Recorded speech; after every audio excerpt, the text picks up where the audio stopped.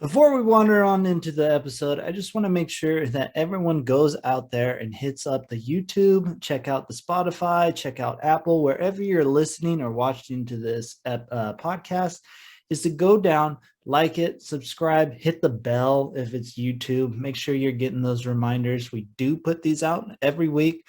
So make sure you do all that. It helps us out. And in the long run, we can make better things. So again, like, subscribe, all that fun stuff.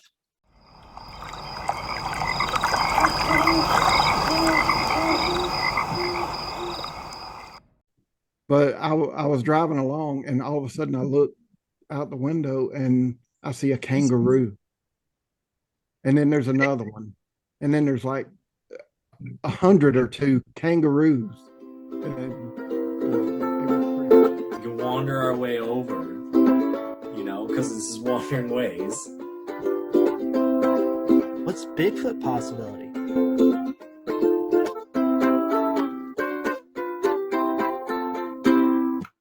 Clink. Clink. Hello. Welcome. We're back. It's another episode of the Wandering Ways podcast. I am the Reverend Mark, and I'm with Ranger Zach. What's up? How we doing? I appreciate that opening. I really do. I like it. It's formal. It lets our listeners know that they're in for another treat. And we got a good one today with Old Man Old Truck. If you read the title, if you didn't read the title, well, it's Old Man Old Truck. So I'm excited about this one because it really made me think today about, me and Mark are planning a big trip, and we talked with Old Man Old Truck today about his trip. He took a big road trip, 8,000 miles, went through a lot of states, saw a lot of parks, and we talked about it. And I'm thinking with Mark, it's like we're planning a big trip, we're 6 months out planning a big trip. And these things do take time. And I'm excited. Just like the Wandering Ways podcast, we got some good stuff coming. What have you been up to, my guy? You been able to get outside? Nothing too crazy. I've been just running outside. That's really about only outside time I've been doing. It's been awfully cold, and I don't want to just go outside in the cold for too terribly long. But hopefully gonna do some things here. By the time this is out, I'm back from Georgia. So hopefully I do something out in Georgia. But nothing too crazy. Yeah, super excited about this episode though. Partially because what I really appreciate from it all is it's finding a way to get out and just go and do the trip. The one thing I think I've gathered from talking to people either on the podcast or not on the podcast that do these long trips or a trip of any kind, every single one of them starts off the same with you just got to go and do it. So that's what I really appreciate about it is it's just the ultimate definition of let's just go. Then the whole trip for that, I don't want to ruin a whole lot. I want you to listen to the interview. But a lot of it is just, all right, let's go. No, you're absolutely right. And like this last week, I was able to go see the Hoover Dam for the first time in my life. And you and I were talking off camera before this of like I don't know where I stand on dams, if they're good or bad for society, because they're good for society and people, but no, I shouldn't say society. I mean the greater ecosystems, right? Because that extra water pooling up, isn't it supposed to serve a purpose downriver as well to those environments? Give them extra water for their droughts. I don't know. Not sure. The movie at the Hoover Dam was really interesting because it was all about let's create jobs. It did this. It did this. Look at all the electricity. So it was all that good it creates, which is okay. I don't know, but it was neat. It's a beautiful area, the desert. Seeing Lake Mead for the first time, seeing the Hoover Dam, which is run by the Bureau of Reclamation. Um, I wasn't as impressed with it, too. Like it is big, but like it's more down. I thought it would be wider. I really thought it'd be a lot Uh, wider. But like they found almost like the most narrow canyon in that area they could find to put it in, is what it felt like. But then you see like the big like tunnels they also created for the bypass on both sides of the river, to like bypass the river to get it away from the dam when they were building it. So it is, I mean, it is pretty tall. Don't get me wrong. It is a tall dam. Um, but even just to hear like some of the numbers of like how much the water has dropped in that lake in like the last 40 years is kind of scary. But it I was neat to bet. see. I mean, the desert's beautiful. I'm glad we just didn't do Vegas the whole time. Just being down There there. you go.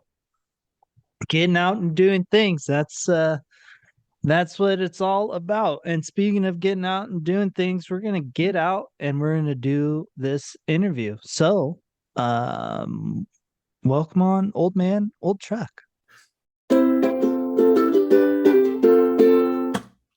So I was kind of thinking of getting into sport fishing again, but I feel like I need a good quality net.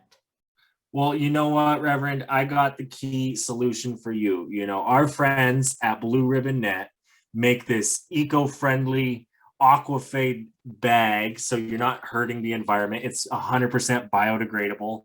Plus, the wood is locally sourced and it is also biodegradable. And it's just such a great company to use. The Blue Ribbon Nets, they're here in Bozeman, Montana. And we even have a discount code.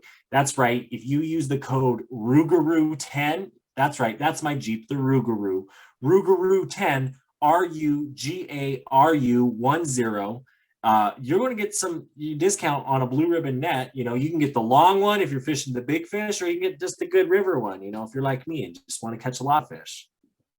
So again, make sure you go check out Blue Ribbon and use the promo code Rougarou10.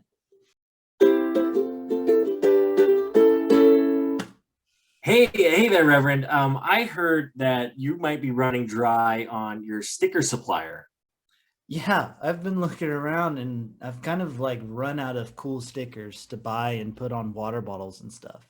Well, I mean, have you seen the stuff Josh has been coming out with lately? No, I have not. Well, he is doing some really cool stuff with the Shop LS 574. Yes, they're working with indigenous communities and making some really cool stickers. He has a really cool Buffalo Mountain sticker. There's even water bottles, hats, sweatshirts, the whole swag. And we even got a discount code for you guys. Yes, if you use Wandering Ways at Shop LS 574, you're going to be getting a discount on your next purchase. But not only that, you're going to be giving a percentage of that sale to the Little Shell Tribe, as well as they donate $1 of every sale to murdered and missing Indigenous women. So just such a cool thing going on there. You use the code Wandering Ways, WANDERING and you put that in there, boom, you're getting a discount.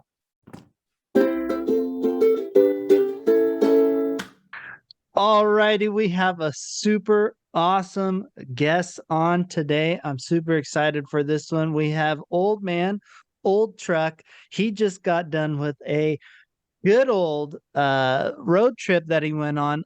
But before we jump into that, why don't you just take time, kind of introduce yourself, all that fun stuff? Because I'm pretty sure the wanderers out there are assuming that your name is not old man, old truck. Okay. All right. Yeah, my Instagram, YouTube, TikTok, all of that is old man, old truck. But my name is Phil. I'm 61 years old. I retired in May of this year. And shortly after I retired, I hit the road on a really awesome trip. Did about 8,400 miles from the East Coast to the West Coast and back. About 5,000 of those miles were on dirt. Wow. I traveled on something called the Trans-America Trail. I don't know if you guys are familiar with that, but No. it's pretty awesome. It's a series of dirt roads that go from the East Coast to the West Coast. Oh, wow. So So that, it's a series of them. It's not just like one long one. Right. It's Forest Service roads, private property dirt roads where people have given us permission to ride on them. Just it's a whole network of dirt roads that there's a guy in Mississippi. His name is Sam, and he put the whole thing together. He's now 88 years old, and he still rides it every year and updates the maps oh, on a wow. Oh dirt wow. bike. He rides it on an enduro bike. Wow. That's crazy. Yeah. So when he updates it, I'm assuming that's because some of the roads do get paved over time and Yeah, roads change, roads get closed, and even like on my trip, I would come across some of the dirt roads that were out in the middle of nowhere, and uh, the county or whatever that maintains them decided, okay, we'll just let that one go. We're not going to maintain it anymore, and so you have to find an alternate route. oh wow.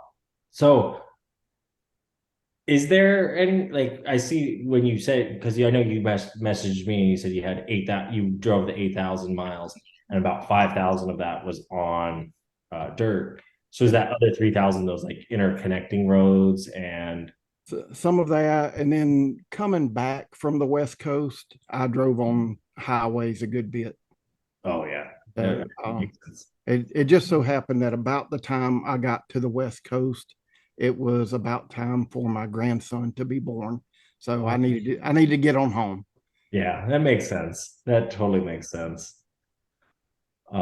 How did you find the Transamerica Trail there? Have you had friends that had been on it, or has it I been kind of a lifelong thing for you? no, I just stumbled across it one day. I was watching some YouTube and I watch off road and overlanding type stuff, and I came across some folks that were on something called the Transamerica Trail, and I was like, oh. And so from there, it was on. I started researching it, and I spent about a year planning the trip. Wow. So it took are you I guess are you camping most nights? I stayed in my truck all the nights, but a couple. I stayed in a hotel one night. There was a haunted hotel that I found in Eureka, Nevada, Okay. and it was built like in the 1700s or something, and I had to stay there. Um, and then I might pass on the haunted hotel. and I had a cousin that lives in Durango, Colorado. I spent one night with him, and I spent one night with another friend. The rest of it was I slept in the back of my truck. Wow, that's a lot. I mean, I know we did a camping trip. It was only like 12 days, and I had to throw a hotel in there because I was like, I need to I need to shower. I need that luxury of a bed. Yeah, yeah, You must have a pretty sweet sleep setup in your truck then. I do. I have I my vehicle is it's a 1999 Toyota Tacoma 4-wheel drive. I bought it new in '99. I'm the only I'm the only driver it's ever known. Uh, and about a year and a half ago, I started prepping it for this trip, and I had a metal fabricator. He built the entire bed system in the back, and then I covered it with a soft topper, which is if you're not familiar with that, it's a soft camper cover, and it's made out of canvas. So does and it holds well in the weather, like rain and Oh whatnot. yeah, yeah. Never had any problems with water getting in. A good bit of dust gets in, but in the desert, dust gets in everything. It's like the beach. You get sand, and you're Yeah, always bringing it yeah. home. But I have a refrigerator with a little freezer in the truck. Have pretty much everything I need. Wow. What I Nice. guess Mark. So did you did you have any like kind of areas of the because I mean you essentially did the whole freaking country. Were there any particular areas that you like really, really enjoyed? Yeah. So one of the before I found out about the Transamerica Trail, I had found out about a place in Utah called the San Rafael Swell. And when I started researching that, I found out nobody knows it's there. And I got out there and it was incredible. I left the Transamerica Trail to go to the San Rafael Swell, and I spent 5 days there in the desert just roaming around. And in those 5 days, I saw maybe 7 people. Oh, Oh wow. wow.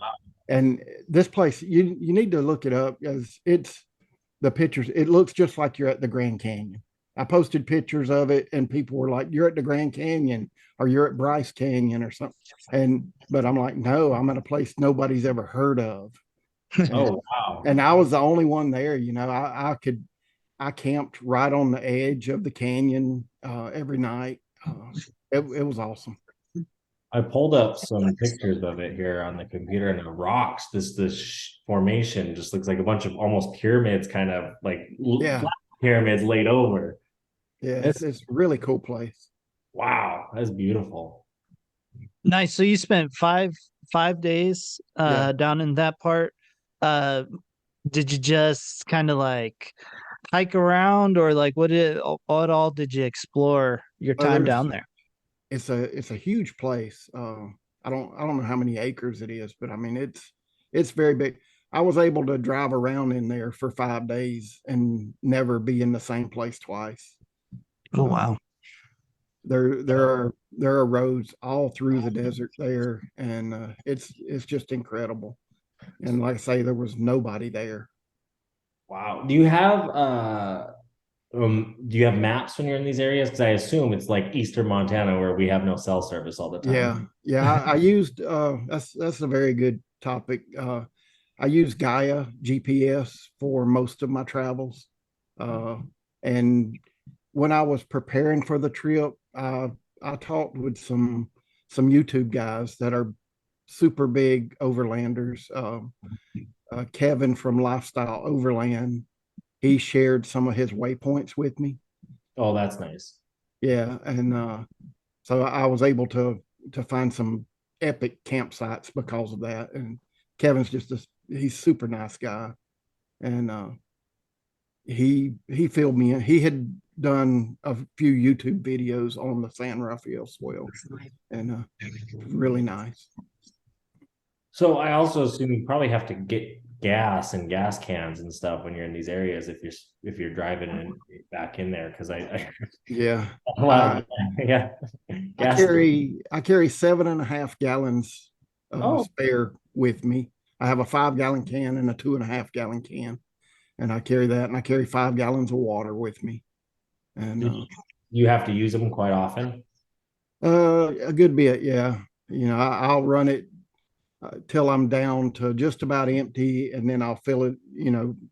Take the what's in my reserve tanks and pour in, and then go find gas. Yeah. I mean, that's a good strategy. You know Yeah, what you need to do. You're prepared. The 5 gallons of water, is that for it's consumption of you? yeah, it's for everything. I Okay. keep some bottled water in the refrigerator too, but yeah, the 5 gallons is everything. I wash with it. I also use for bathing and stuff. I get these pre-moistened washcloths. That are Yeah. disposable. They fantastic. They work great. Well, that's good. Good to know. I know Mark's all about that quick, easy. Yeah. Yeah, when you're on the road, for sure. Was it hard finding places to fill up that water, that 5 gallon tank or the 5 gallons that you had, or could you kind of just because I imagine because it's such a large amount, it could be a little bit tougher. Yeah. Most of the time, wherever I stopped to get gas, I would go ahead and top off my water. Whether if they didn't have water available, a lot of times they would have like a gallon of water inside the store, and I would buy a gallon of water and pour in. But yeah, I've never had a real problem. I have a lifesaver filter and another filter, so I can get water out of a creek if I need to, and just filter it and put it in my containers. That's nice. I do gotta ask because I know Mark's probably thinking it. So Bryce Canyon has the best water. Were you able to try the water at Bryce Canyon? The water at Bryce Canyon is very good water. Yeah. It is. I But don't know what it is about Bryce Canyon water, but it is absolutely amazing water. but I will say I drank water from a glacier in Alaska a couple of years ago, and Bryce Canyon can't touch it. So I can imagine that. The good. I bet that water up there was really cold. it was fantastic. My son and I in 2019 we drove from South Carolina to Prudhoe Bay, Alaska, and back, and we camped the whole way. You drove. Yeah, it's a little over 12,000 miles. How long? Uh, about 5 weeks. Oh wow. That's We're gonna get sidetracked from the trip that you just did. But Sorry, um, sorry, I didn't mean to where do that. now here it's totally good. Where when you're going to Alaska, where did you cross into Canada? Was it closer to like more on the west coast, or maybe more towards like the middle of the country? In the middle. Uh, North Dakota, I think. We went in uh, right just about due north of Fargo. okay. And then did you get to see any of the parks in Canada? Did Oh yeah, you we went through Banff and the and I will say probably the most beautiful area I've ever been to is the Canadian Rockies. yeah. Absolutely beautiful. Well, you probably spent a good amount of time in them too, making your Yeah, way to yeah, we went up the Alaska Highway. It starts there in Dawson City, and it just drives right up the Canadian Rockies all the way up. So I assume you're probably doing this in the summer, not the winter. yeah, yeah, Yeah. we did that trip. We started out in June and got home in July. That's a good time of year to do that one. Yeah, Um, but kind of wandering back. So when you went down to the San Rafael Swell, how yes. far off of the Trans-American road did you have to go to get that? Uh, about a good 3/4 of a day.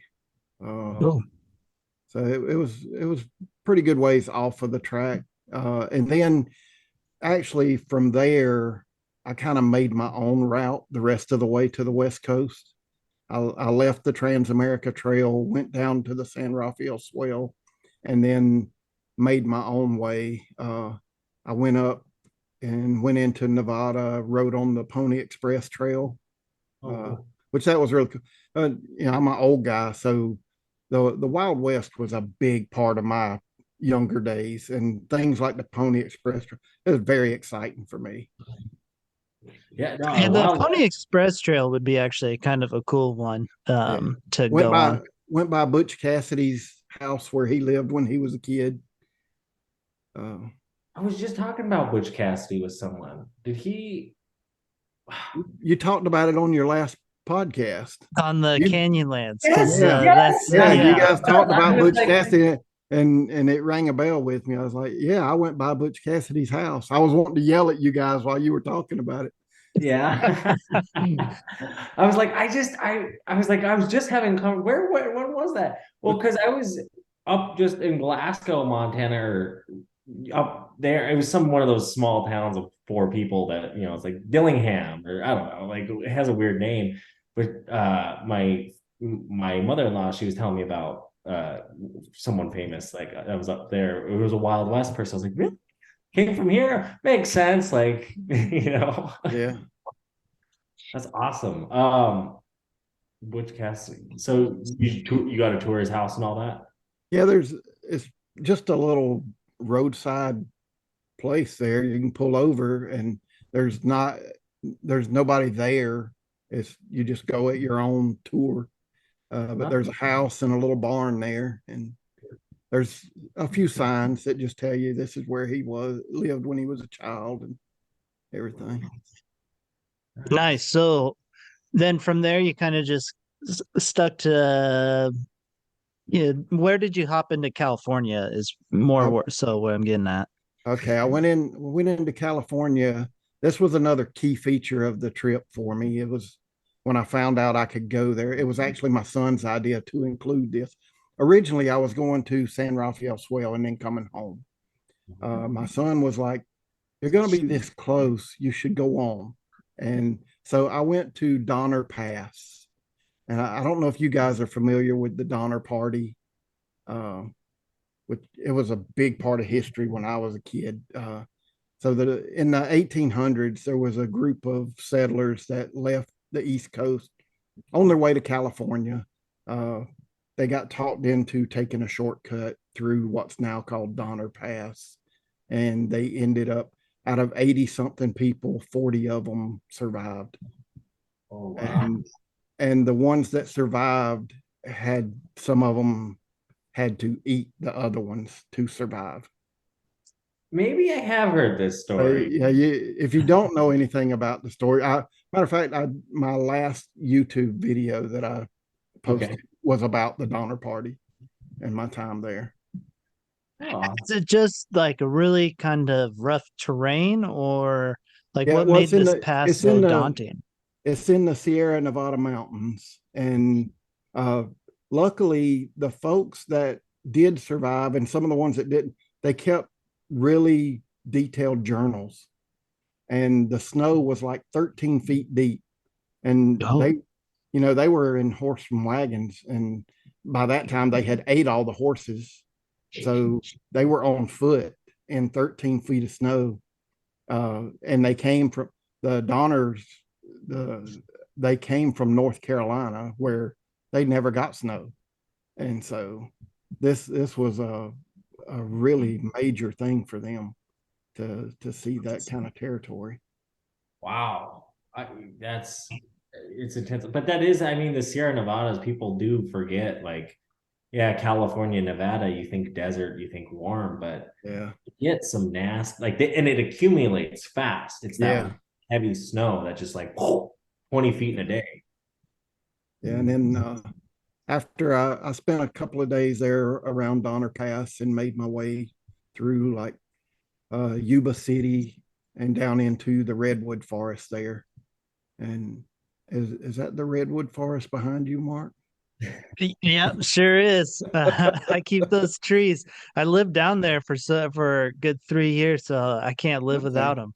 Yes, so I was there around Humboldt and all that, and I made my way through there. Took me a couple of days, and ended up at a place called Shelter Cove on the coast. Uh, it's a little south of Eureka, California. Uh, it I was bet really, it's real small. Probably not a whole yeah. lot of people. I think the sign said 85 people live there or something. And there's one road in and one road. It was, I swear, it was like a little village you see in a Hallmark movie. Not that I've watched a bunch of Hallmark movies, but yeah, it was just like something you would see there. It's cliffs and the beach. It was really nice. Wow. Yeah, that Northern California coast, people really, they really sleep on it because California does have Yeah, a lot to offer. And to me, that's probably one of my favorite parts of California is that yeah, north part. yeah. I have a lot of friends back home, here that they're like, "Why would you even go to California?" I'm like, "It's not all Los Angeles and San Francisco. Yeah. Northern California is beautiful." Well, and it's like you get the term tree hugger when you go there. It's like, I wouldn't you want like everyone Yeah, does it. They're like, oh my God, I can't put my arms around it. yeah.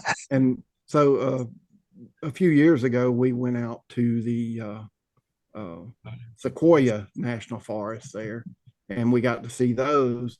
And coming from the East Coast, to me, sequoias and redwoods were the same thing.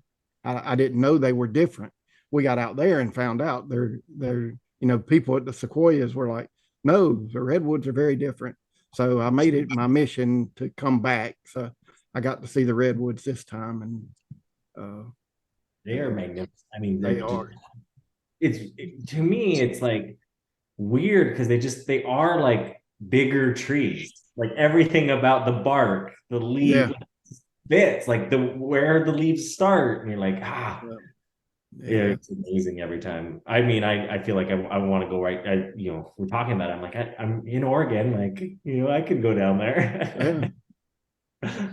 But no, was there, so you talk about this making it a mission on your trip was there any other spots that you particularly were like, I need to see that, I want to see that on your trip?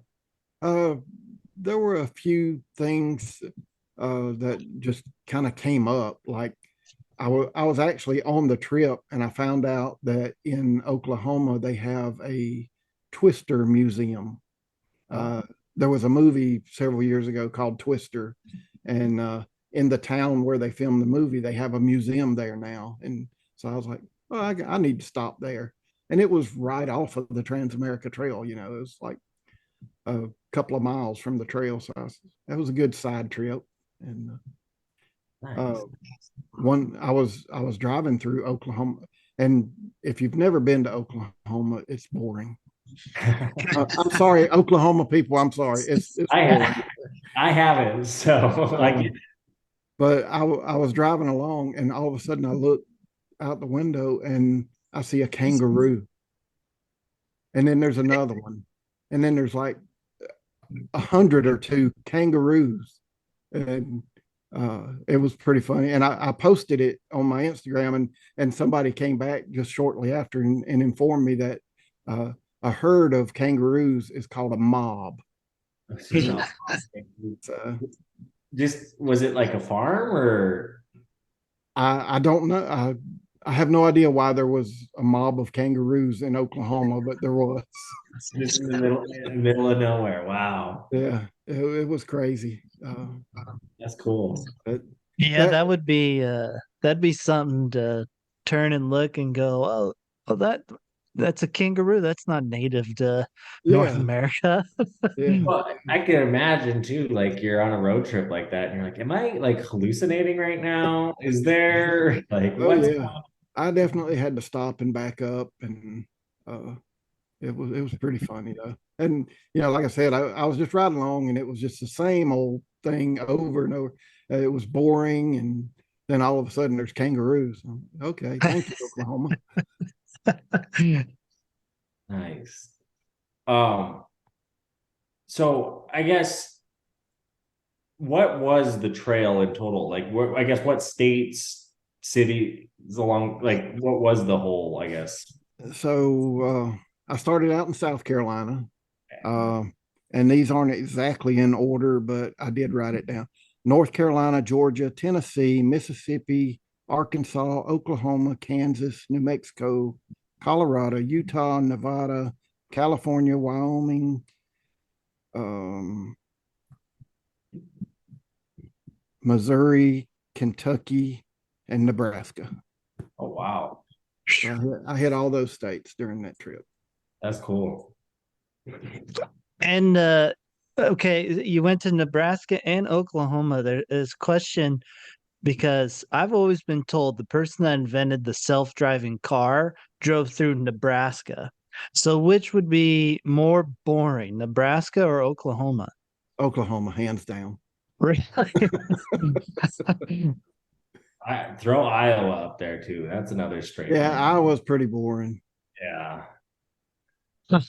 That's I guess that's good to know. I was always told it was Nebraska, but if Oklahoma gets the cake. Yeah, Oklahoma gets my vote, and a lot of people that have ridden the Transamerica Trail. That when I was getting ready to go, a lot of them said just skip Oklahoma. Yeah. Uh, I can imagine the dirt roads there because the only thing is there's one caveat with Oklahoma, and that is if it rains, all the roads are dirt, and it's this like it's 4 inches of loose dirt, and then it's packed dirt. And if it rains, it is this slick, slimy Oh, mud, and it will throw you in a ditch in a heartbeat. and there are no trees. It's just flat open space. You can't winch. And I did get in a ditch, and I had a time getting out, and I've seen other people that had a lot more trouble than I did. Yeah. Up Montana, we call that gumbo because Yeah. it that mud gets that way, and you get those big trucks or those big Jeeps that really rip it up, and you get stuck in their ruts, and Yeah. it'll just swallow you down. And oh, it's not fun at all. Sometimes I've heard of stories of guys they had to wait until that night, when it actually gets cold at night, the mud hardens and they can finally get out of there. But at least, yeah, oh, that's no fun. And especially when you're by yourself, like, Yeah. Yeah. That's another thing. I did travel solo. The first 3 days of my trip, I was with a group. mhm. The group's known as Venture Unknown. They're an off-roading community group. And I spent my first 3 days with them going through the North Georgia mountains. And then we came to a point where the trail we were on, called the Georgia Traverse, crossed with the Trans-America Trail. And Okay. we got to this point. It was really cool because we all talked on radios and everything using GMRS, and they all turned to the left and I turned to the right, and it was this big thing on the radio, there goes Phil, he's going off. Yeah. It was pretty funny. That's awesome. So, was there a lot of like when you're planning for this trip, did you have each of your like days kind of mapped out? You're going to drive X amount of distance this day, stay at this hike or this spot, or did you kind of just almost free ball it, or maybe a combination of the two? It was more free balling, but it was a combination. There were a few places that I definitely wanted to hit for campsites that I found out about. But it didn't really matter about the day because, like I said, I retired. So I didn't have a set day to come home. And that made this trip different than anything I'd ever been on before, because always in the past, I took vacation from work and I had a certain day I had to be back by. But this time I didn't have that. And so I was able to just go at whatever pace. If I made 150 miles in a day, or if I made 10 miles in a day, it didn't matter. So what was your maximum and minimum? Do you have like an idea? I didn't really track that. That's one of the stats I didn't track, but I did track a lot. What But what did you track? I tracked fuel consumption, total miles, cost for everything, stuff like that. I got to know the fuel consumption Let me pull up my sheet here. because that's got to be I'm really actually curious how much fuel is consumed in a trip like that, because it's got to be a doozy. So, like I said, my truck it's a 99 Tacoma, 2.7 liter 4-cylinder. So it gets decent mileage for what it is. Nothing off road really gets great mileage, but I actually I had a contest when I got back home with some of the folks that follow me on Instagram and stuff to let people guess how much fuel I used. So, like I said, it was 8,400 miles. Either one of you want to take a guess on how much gas I used? How many gallons?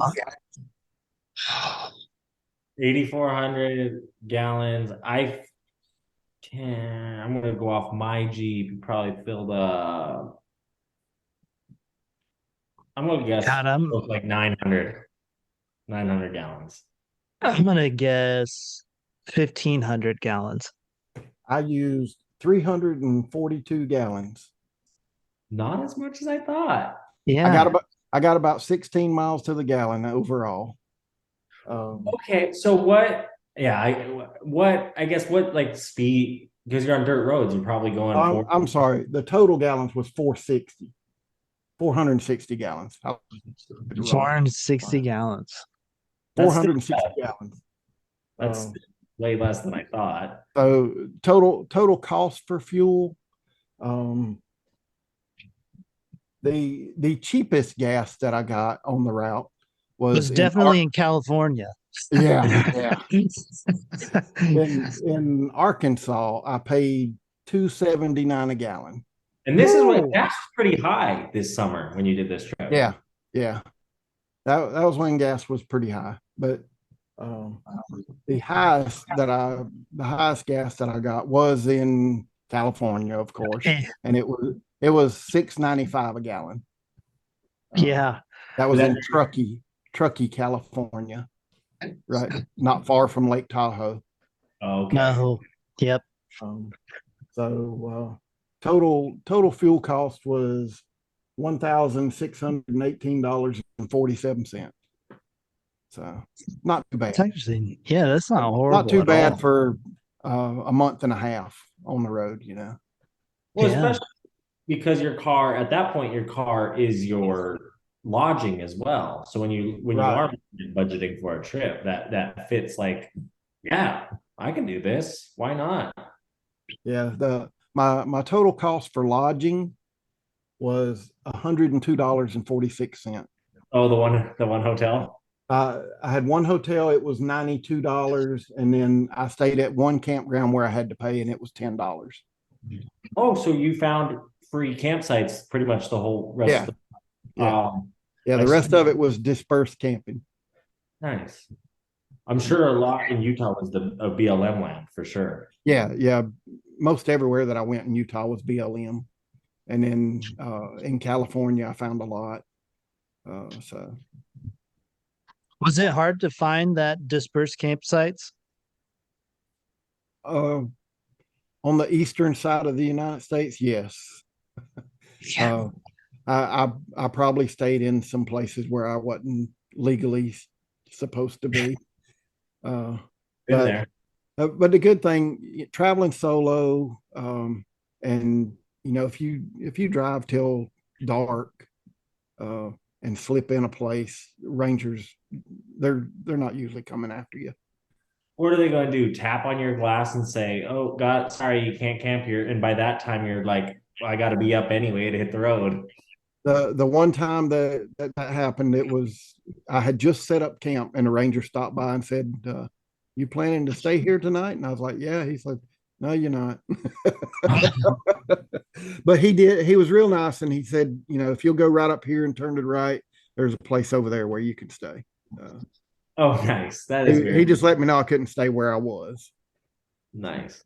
That's the nice thing about Rangers. They're very friendly. They have Yeah, a yeah. They're very I've had helpful. I've had real good experiences with rangers. Um, so I guess what would you recommend to some like people if they're considering doing a trip like this? Like what I guess what are the recommendations? So one thing, when I was getting ready to do this trip specifically, I reached out to, like I said, Kevin with Lifestyle Overland. He's been living the overland life since about 2016. Oh wow. And so I reached out to him and I said, "What is the one piece of advice that you would give me over everything else?" And he said, "Get to know your vehicle." Which, I've owned that vehicle for 23 years, so I know it pretty good. But he said, yeah, he said, go out in it, go stay on dirt roads as much as possible, listen to every sound it makes, and know the vehicle really well.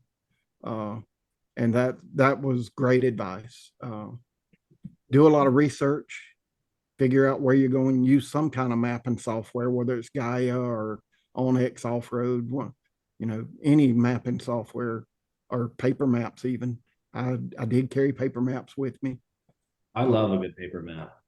We were When we were in Alaska, I had a regular Garmin GPS and I had an iPad with Gaia on it, and we got into the Arctic Circle and both of them died. Well, And so I was forced to break out paper maps.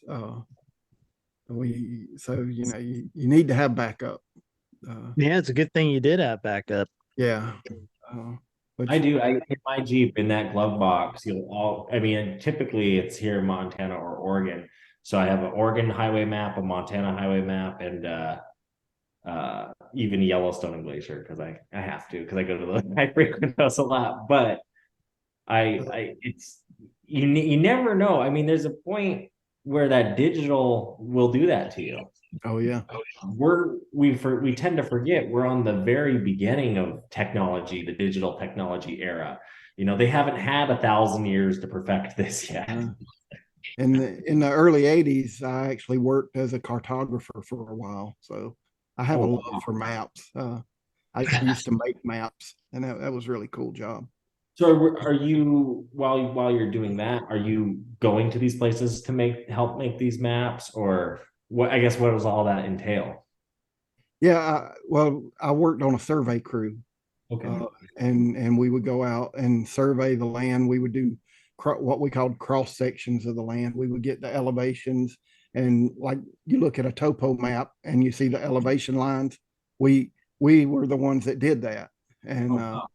and we would take all of that information and go back to what we called the map shack, and we would had these big huge sheets of grid paper, and we would just start making our maps. We would color in each elevation line, and next thing you know, a map would appear. It was really cool.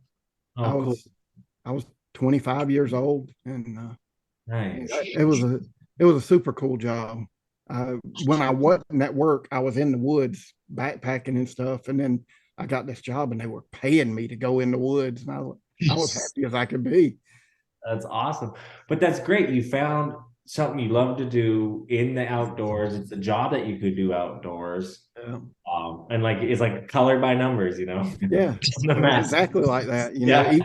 Each number from when you did the survey got a different color on the map, and That's it all came together and made the maps.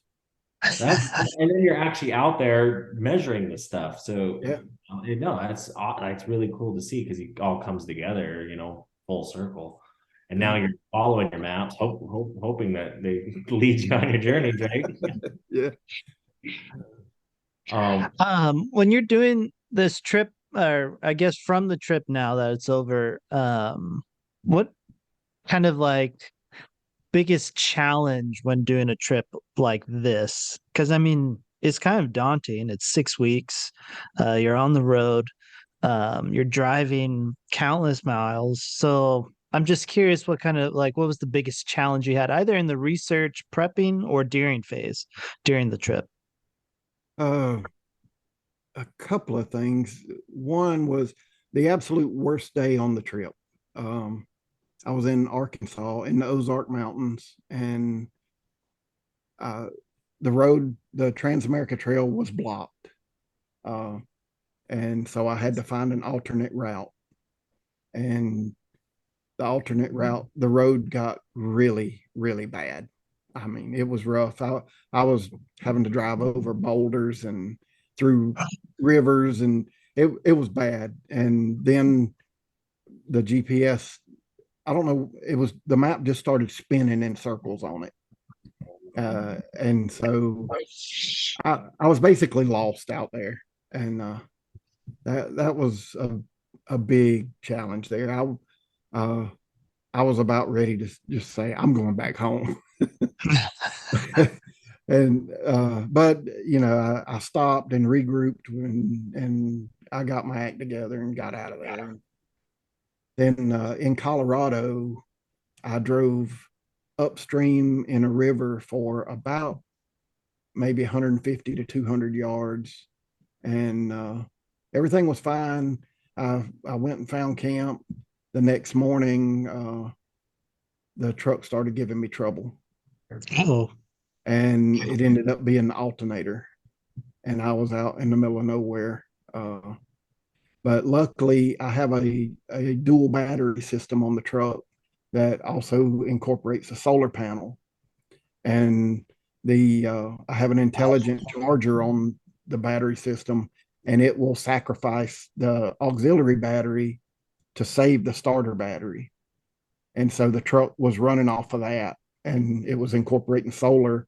And so I was making my way out just under that power, and I met a couple of people on horseback, and I asked them where the closest town was that had a mechanic, and they sent me to Gunnison, Colorado. And Oh, that's a beautiful area though. yeah, and the guys there at Gunnison Auto, man, they were Johnny on spot. They put me in. I felt like I was at an emergency room, and they rushed me into surgery there, and they fixed me right up. Great That, guy. that's awesome. I remember seeing you post about it. Yeah. Uh, but, Oh, that's cool. That I and that's a beautiful area. Were you able to go to the Black Canyon of the Gunnison while you were down there? no, I didn't make it over there. I was leaving Gunnison, going down to Durango to visit with my cousin that lived down there. So Well, I did. Durango is also Yeah, I pretty. didn't do a lot of sightseeing up around Gunnison, but I went down to Durango, and I love going there. I've been there a few times. It's a beauty.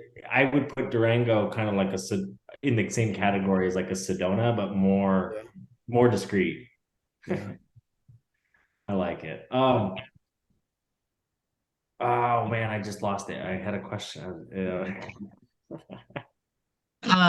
I got one because I'm There curious. you go. You know, when after it being done now, is there like one part of the trip that just like the absolute best highlight of the trip that you have? That's tough. I guess if you held a gun to my head and said I have to give you one specific that was the best, it would be the San Rafael Swell. I would love to go back there and spend more time. I would have spent more time there, but uh, my truck does not have AC, and it got up to 124 degrees one day. And after 5 days of it going over 110, I was like, I can't do this desert anymore. so, uh, so yeah, I would definitely like to go back there. But You'd recommend probably going in the spring or fall when it's a little cooler. yes, absolutely. Spring or fall for San Rafael Swell, or pretty much any desert, I guess. But uh, it, Um, go ahead. sorry, I remember my question. Go ahead. So you're talking about your alternator. Yes, Did you have to do any other car services like getting your oil changed or anything like that on this trip? I did. I did get one oil change while I was out there. Okay, that's good to know. I was like Uh, doing the math. I'm like, yeah, I would have to probably, change that at some point in there. yeah, But I changed it I back to 5,000. yeah, I could have done the whole 8400 without, and just change it when I got back. But I did change it once on the road and then changed it again when I got home. Nice. Uh, That is a heck of a trip. But anyways, I have got to be that guy. We're getting to the end. And so we close every podcast with our final words. And during it, since you're our guest today, we'll have you go first, but you can like literally say anything you want. If you want to plug the Instagrams, all that social medias, go for it. If you have a poem today, go for it. If you have a song you wrote, go for it. If you have a PSA, literally anything you want. But the floor is yours. all right. Thank you. First, I'd like to say thank you to you guys for having me on. I don't really know Mark that well. I do. I've interacted with Zach a lot on Instagram and on YouTube. But I do enjoy your podcast. It was I did download some of them to take with me on the trip, and I listened to them while I was traveling. Nice. And I enjoy that. And yeah, I would just say to anybody out there that if you have a love for the outdoors and everything, don't wait, go figure out a way to make it happen and just go. Uh, I love being outdoors, and I've found ways to make it happen my whole life, and it's worth it. Uh, and I gotta ask one more question. What's the next trip for you? okay, right now in the planning stages, I'm looking at the Pacific Northwest, the Olympic Peninsula area. Um, I've been looking at a lot of stuff up there in uh, northern Portland and Washington State, and looks Nice. really good. So Can't go wrong with the Cascades or the Olympics. You really can't. Yeah. I've been like in the Seattle, Tacoma area a few times and around Portland and everything, but I've not been able to make it out to the Olympic Peninsula or the Cascades or anything. So I'd really like to do that. Yeah, on Instagram and YouTube, Old Man Old Truck. Check me out if you're so inclined. Sweet. All right, guys. Thank you so much for tuning in today. Definitely go follow Old Man Old Truck on all the socials. We always can help each other out. It's just tapping a like button, tapping a subscribe button. It's not that hard. I'm sure there's a YouTube tutorial on it.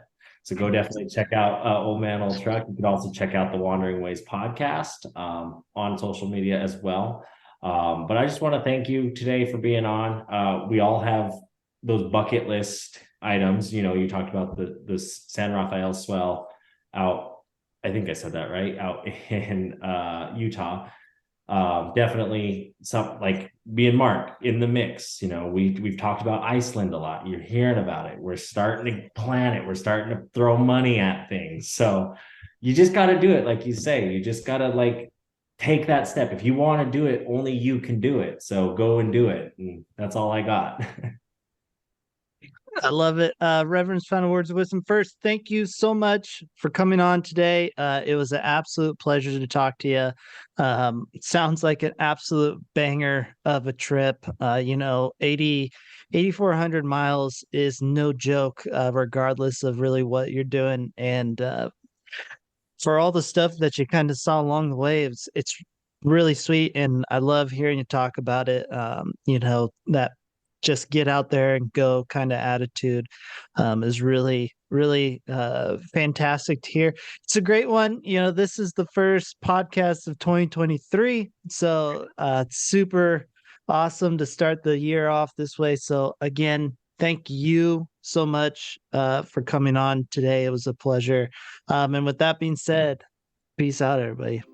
Bye.